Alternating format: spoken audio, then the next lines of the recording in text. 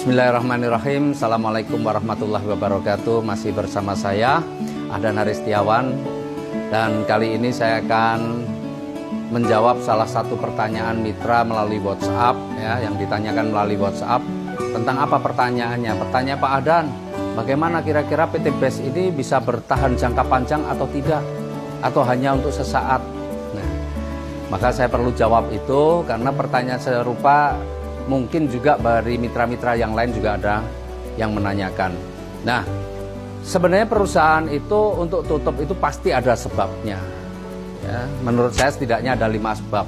Yang pertama adalah karena ditutup oleh pemerintah. Kenapa perusahaan itu bisa ditutup pemerintah?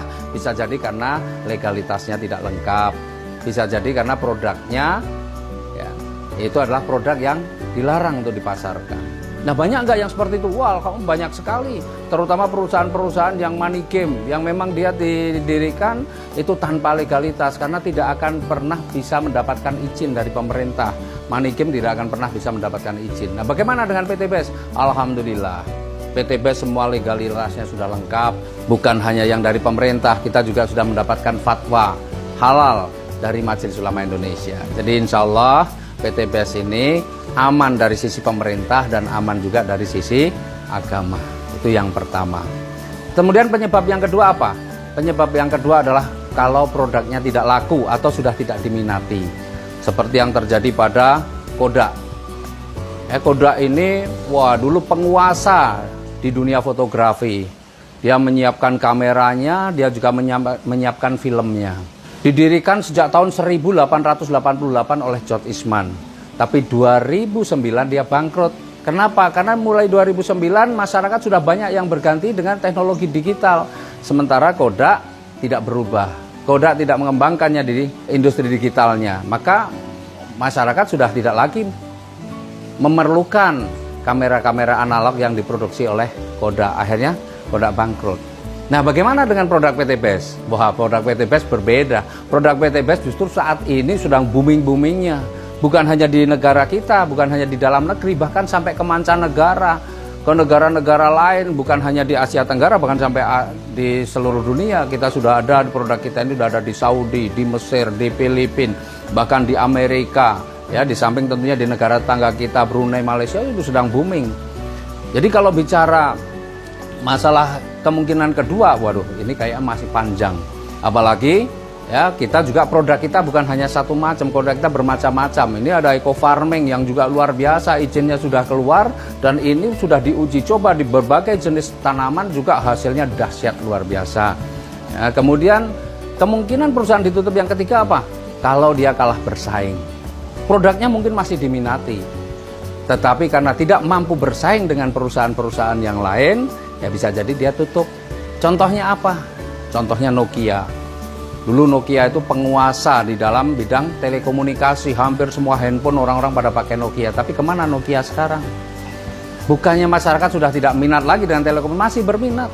Hanya saja dia kalah bersaing dengan perusahaan-perusahaan yang juga bergerak di bidang alat-alat telekomunikasi. Maka Nokia sekarang sudah hilang beredaran.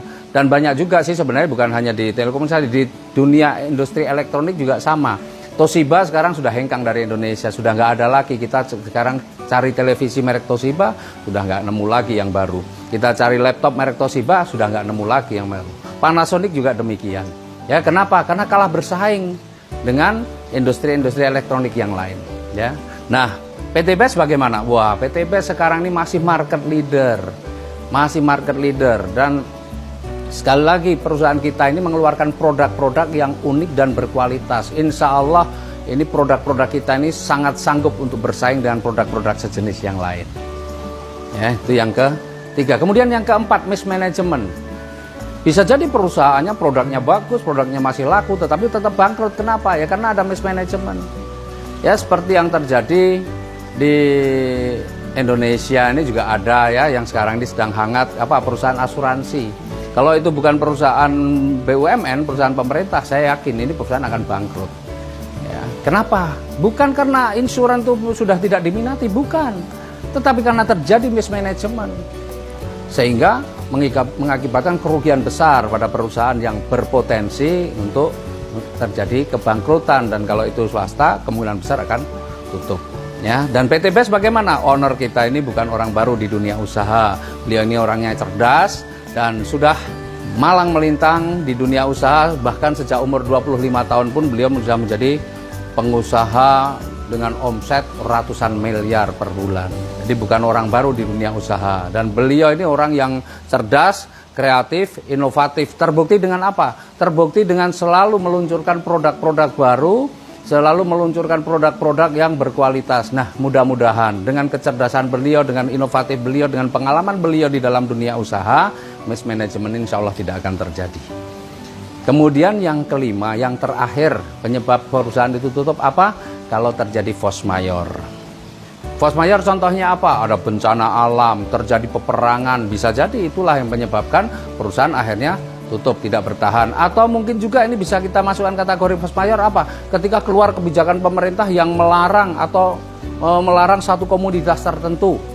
Ya, ini bisa jadi berakibat apa pada dunia usaha. Atau mungkin kebijakan pemerintah yang tiba-tiba menaikkan upah buruh yang demikian tinggi sehingga perusahaan-perusahaan tidak mampu lagi bertahan membayar upah buruh. Ya, nah itu bisa juga menyebabkan perusahaan tutup.